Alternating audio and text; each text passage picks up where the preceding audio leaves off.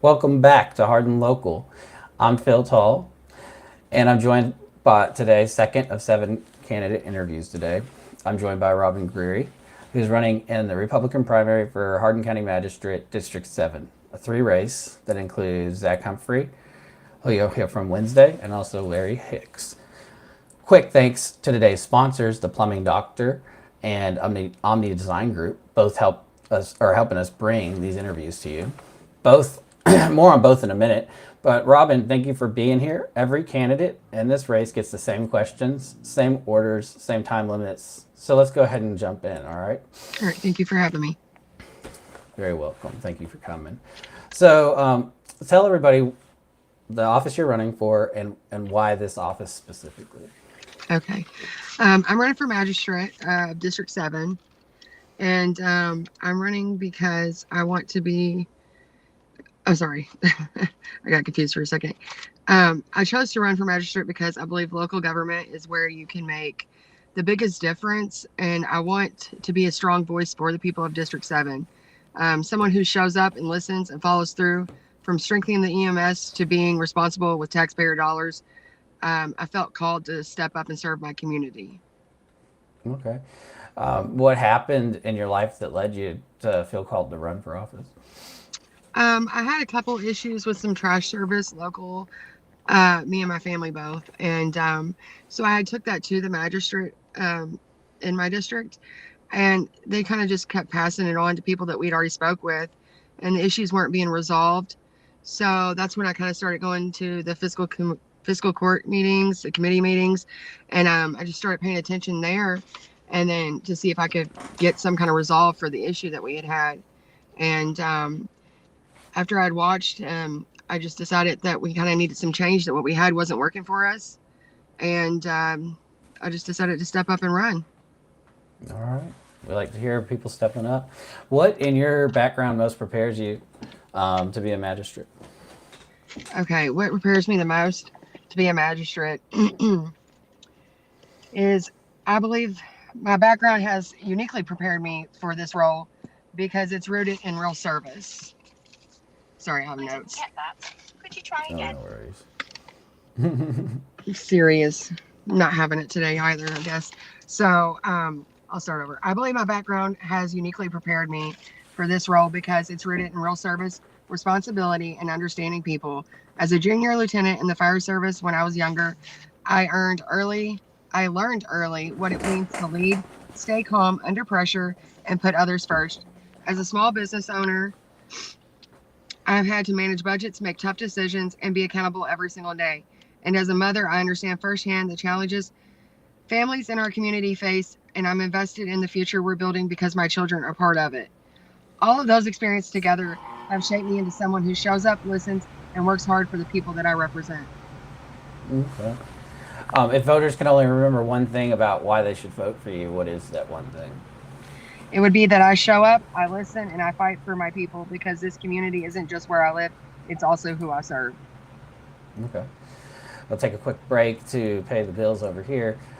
Today's election coverage is brought to you in part by the Plumbing Doctor, a family-owned Hardin County plumbing company run by Glenn and Tracy Downs right here in Elizabethtown. Over 20 years serving E-Town, Elizabethtown, Radcliffe, Fort Knox, and Hodgenville. Fully licensed and insured, 24/7 emergency service, and a 10% labor discount for military and first responders and seniors. When your pipes go, call local. Call 765-PLUM. That's PLUM. That's 765-PLUM. The Plumbing Doctor, experienced, reliable, and affordable. All right, we'll get back to your questions. On the first 90 days, if you win, what's the first concrete thing you'd like to do in office? Okay. The very first thing that I'll do is a full line by line review of every contract and the entire county budget so that we know exactly where every dollar is going and make sure it's working for the people and not against them. Okay. Is your campaign self-funded, donor-funded, or a mix of both? My campaign is self funded. There's no special interest, no backroom influence. So that means when I'm in office, I answer only to the people that I serve. Okay. And where should voters go to learn more about your campaign? If they want to learn more about me and my campaign, they can go to Gary for 7th District Magistrate on Facebook. Okay, I'll make sure to tag that in your in this post once we're done, so that people can find that. All right, one more sponsor to read real quick. Omni Design Group. Before, and then we'll get into your magistrate specific questions. But a big thank you to Omni Design Group, Omni's second generation builder based in Elizabethtown.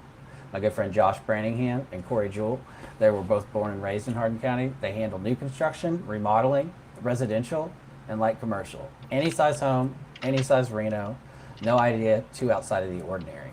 If you've got to build, a remodel, or an outside-the-box project, call Corey at Omni Design Group, 270-769-8339. That's 270-769-8339. Corey at Omni Design Group. Locally owned, locally built, custom thinking. All right, let's get into these magistrate questions. Understanding the role. So as a magistrate, you're one of 8 members of the Hardin County Physical Court. And legally, you only have the power, when court is in session. But there's also a lot you can do outside of that. In plain language, how do you describe the job to a voter who's never been to a physical court meeting? What can a magistrate do, and what can a magistrate not do? So a magistrate is one of 8 votes on the physical court. We don't run the county day to day. We make the big decisions together. So if we're not in fiscal court, the only thing that we can really do on the outside is work on outside issues. Like if you have issues with water or trash or any countywide issue that's not a vote decision, then we could step up and help you on that. We do vote on the budget and approve spending and contracts and set priorities like roads and EMS while holding departments accountable. But what we don't do is we can't act alone. No single magistrate can make any decisions without the full court. Okay. So the next question about magistrate office it has to do with budget. Hardin County's 25-26 budget is just under $60 million after revisions from Judge Tall's original proposal. If you are elected magistrate, how do you approach the budget?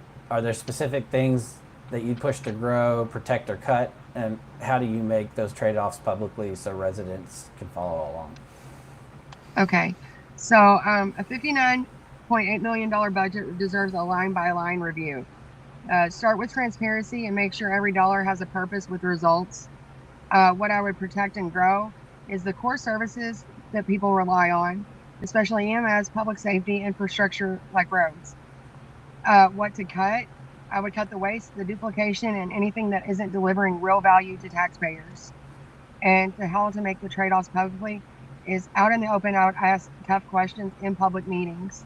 Push for clear data behind every decision and make sure people understand exactly why a dollar is being spent or not, whether that's taking it to my own Facebook, doing broadcasts, or anything like that, just to get it out there to the people. Okay. Next question is about roads and infrastructure, which you kind of mentioned there. Hardin County has a ton of roads, 568 miles of county roads under the road department. In 2024, they paved, I think, around 33 miles and did 4 miles of chip seal, and they're moving towards a published pavement and bridge management plan. How should a magistrate engage with the road department, both for countywide planning and for specific road concerns from residents in your district? Countywide should set clear priorities and make sure the resources are used fairly and efficiently. And for the district, you listen to the residents, communicate their needs, and advocate for the fixes. Okay. We move on here to district advocacy. Every magistrate is elected by one district, but you also vote on policy for the whole county. How would you balance fighting for specific needs of your district, whether there's roads or drainage or zoning, with your responsibility to do what's best for all of Hardin County? You just make sure that you represent your district, but you vote for what's best for the whole county as an entity. Okay. Down here to the last question, which is having to do with working with the judge executive and other elected officials. The physical court has 8 magistrates plus the judge executive. There's also a county attorney, and the county clerk is non-voting members. A lot of county business requires all those offices plus the city, different cities, school boards, other agencies, and the sheriff's to work together. How do you see a magistrate's role in building those working relationships, especially when you disagree with other elected officials on substance? You just be respectful and you stay focused on the facts and keep communication open. You're going to disagree when needed, but do it professionally and work towards the solutions. My motto is respect first, results always. I like that. Well, before we close out, Robin, I wanted to thank you for spending some time with us. And for the viewers, if you missed where Robin said voters can learn more about her campaign, it's her Facebook page for her campaign, which we will drop in the comments of this live stream. But before we end, I wanted to give you, Robin, a minute or two to have a closing statement. You know, the elevator pitch of why people should vote for you. Oh, the elevator pitch. Okay. Well, I would be honored to have anybody's vote in the 7th District. I care about my community. I believe in my community. And so I should be able to go to work for my community. That being said, there are a lot of things that need change. And instead of people just kicking the can down the road, vote for somebody that's willing to step up and make those changes and be the voice for the community. And that would be me. That's all I have. Well, we thank you, Robin, I mean, there's nothing wrong with being very prompt on your answers. We like, especially considering how many interviews I have to do today. Right. But we thank you for for answering our questions and for spending some time with us. Before we go, one more thank you to today's sponsors, the Plumbing Doctor. You can get them at 765-PLUM and Omni Design Group. Call or text Corey at 270-769-8339. 270-769-8339 for your next build, remodel, or custom project. This interview will stay archived on Facebook for 30 days, and on YouTube it stays for a little longer, but I will be publishing an edited version of this, which will probably be most of it since it was so short. But I will also keep that live stream raw footage if anybody wants it or needs it or wants to say that our edits were wrong. You can request the full version, and we will give it to you. That's how we're staying transparent with these interviews. So we do encourage you to share this interview with anyone voting on May 19th so that they can get to know who they're voting for. And like I said, Robin, we thank you for being with us. And up next is at 3:15, we will have Michelle Mitchell, who's running in the nonpartisan primary for mayor of Radcliffe. So you can't stick around on this live stream, but we will have another one launched at 3:15. So thank you guys for joining us, and we will see you soon.